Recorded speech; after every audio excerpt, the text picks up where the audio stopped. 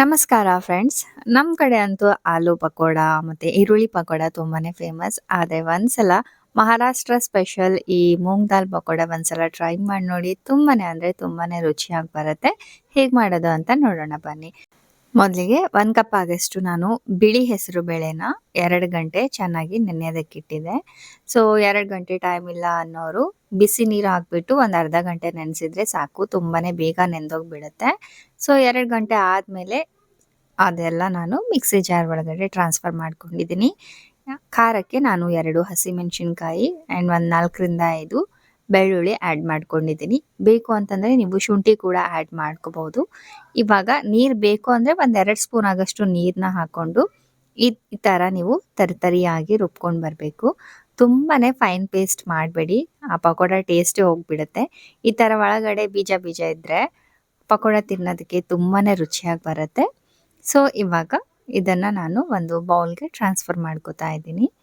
ಇದಕ್ಕೆ ಒಂದಿಷ್ಟು ಸ್ಪೈಸಸ್ನ ಆ್ಯಡ್ ಮಾಡೋಣ. ನಾರ್ಮಲಿ ರುಚಿಗೆ ತಕ್ಕಷ್ಟು ಉಪ್ಪು, ಸ್ವಲ್ಪ ಅರಿಶಿಣದ ಪುಡಿ, ಸ್ವಲ್ಪ ಜೀರಿಗೆ ಪುಡಿ ಆ್ಯಡ್ ಮಾಡ್ಕೊಂಡಿದ್ದೀನಿ. ನಿಮಗೆ ಬೇಕು ಅಂದರೆ ಗರಂ ಮಸಾಲ ಪೌಡರ್ ಕೂಡ ಆ್ಯಡ್ ಮಾಡ್ಕೋಬಹುದು. ಮತ್ತು ರೆಡ್ ಚಿಲ್ಲಿ ಪೌಡರ್ ಕೂಡ ಆ್ಯಡ್ ಮಾಡ್ಕೋಬಹುದು. ಆದರೆ ನಾನು ಹಾಕಿಲ್ಲ, ಬಿಕಾಸ್ ಹಸಿಮೆಣಸಿನ್ಕಾಯಿ ಹಾಕ್ಕೊಂಡಿದ್ದೀನಿ ಅಲ್ವಾ. ಸೊ ಜಾಸ್ತಿ ಖಾರ ತಿನ್ನಲ್ಲ ನಮ್ಮ ಮನೆಯಲ್ಲಿ ಅಂತ ಹೇಳಿ. ಆ್ಯಂಡ್ ಸ್ವಲ್ಪ ಕೊತ್ತಂಬರಿ ಸೊಪ್ಪು ಮತ್ತು ಒಂದು ಈರುಳ್ಳಿ ಸಣ್ಣದಾಗಿ ಕಟ್ ಮಾಡಿಕೊಂಡು ಆ್ಯಡ್ ಮಾಡ್ಕೊಂಡಿದ್ದೀನಿ. ಸೊ ಎಲ್ಲನೂ ಒಂದ್ಸಲ ಈ ಥರ ಚೆನ್ನಾಗಿ ಮಿಕ್ಸ್ ಮಾಡ್ಕೊಂಡು ಇಟ್ಕೊಳ್ಳಿ ಅಷ್ಟೇ. ಇದಕ್ಕೆ ಸೋಡಾ, ಕಡಲೆ ಹಿಟ್ಟು, ಅಕ್ಕಿ ಹಿಟ್ಟು ಏನೂ ಬೇಕಾಗೋದಿಲ್ಲ. ಸೊ ಇವಾಗ ಈ ಕಡೆ ಎಣ್ಣೆ ಕೂಡ ಬಿಸಿ ಆಗಿದೆ. ಈ ಥರ ನಾನು ಸ್ಪೂನ್ ಸಹಾಯದಿಂದ ಚಿಕ್ಕದಾಗಿ ಉಂಡೆ ಮಾಡಿಕೊಂಡು ಆ್ಯಡ್ ಮಾಡ್ಕೋತಾ ಇದ್ದೀನಿ. ನೀವು ಕೈ ಸಹಾಯದಿಂದ ಕೂಡ ಆ್ಯಡ್ ಮಾಡ್ಕೋಬೋದು.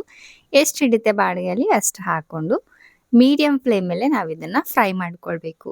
ನೀವೇನಾದರೂ ಹೈ ಫ್ಲೇಮ್ ಮೇಲೆ ಮಾಡ್ಕೊಂಡಿದ್ರೆ ಮೇಲೆ ಕಲರ್ ಚೇಂಜ್ ಆಗಿ ಹೋಗ್ಬಿಡುತ್ತೆ, ಆದರೆ ಒಳಗಡೆ ಹಸಿ ಹಸಿ ಇರುತ್ತೆ. ಹಾಗಾಗಿ ಮೀಡಿಯಮ್ ಫ್ಲೇಮ್ ಮೇಲೆ ಚೆನ್ನಾಗಿ ಗೋಲ್ಡನ್ ಬ್ರೌನ್ ಆಗೋವರೆಗೂ ನೀವು ಡೀಪ್ ಫ್ರೈ ಮಾಡ್ಕೊಳ್ಳಿ. ಆವಾಗ ಮೇಲ್ಗಡೆ ತುಂಬಾ ಕ್ರಿಸ್ಪಿಯಾಗಿರುತ್ತೆ ಆ್ಯಂಡ್ ಒಳಗಡೆ ತುಂಬಾ ಸಾಫ್ಟಾಗಿರುತ್ತೆ. ತಿನ್ನೋದಕ್ಕೆ ಒಂಥರ ಮಜಾನೇ ಬೇರೆ. ಸೊ ಟ್ರೈ ಮಾಡಿ. ಸೊ ನೋಡ್ತಾ ಇದ್ದೀರಲ್ವ, ಜಾಸ್ತಿ ಎಣ್ಣೆ ಕೂಡ ಕುಡಿಯೋದಿಲ್ಲ ಆ್ಯಂಡ್ ಜಾಸ್ತಿ ಟೈಮ್ ಕೂಡ ಹಿಡಿಯೋದಿಲ್ಲ. ಸೊ ನೋಡಬಹುದು. ಯಾವಾಗಲೂ ಅದೇ ಪಕೋಡ ತಿನ್ನೋ ಬದಲು ಈ ಥರ ಡಿಫ್ರೆಂಟ್ ಮಾಡ್ಕೊಂಡು ತಿನ್ನಿ, ರುಚಿಯಾಗಿರುತ್ತೆ.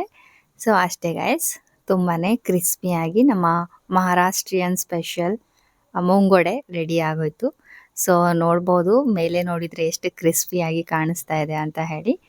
ಐ ಹೋಪ್ ನಿಮಗೆ ಈ ರೆಸಿಪಿ ಇಷ್ಟ ಆಗಿದೆ ಅಂತ ಅಂದ್ಕೊಂಡಿದ್ದೀನಿ. ರೆಸಿಪಿ ಇಷ್ಟ ಆದರೆ ಲೈಕ್ ಮಾಡಿ, ಹಾಗೆ ಐಶ್ವರ್ಯ ಮೇತ್ರೆ ವ್ಲಾಗ್ಸ್ ಚಾನಲ್ನ ಸಬ್ಸ್ಕ್ರೈಬ್ ಮಾಡೋದನ್ನು ಮರಿಬೇಡಿ. ಮತ್ತೆ ಸಿಗೋಣ ಮುಂದಿನ ರೆಸಿಪಿಯಲ್ಲಿ. ಬಾಯ್ ಬಾಯ್.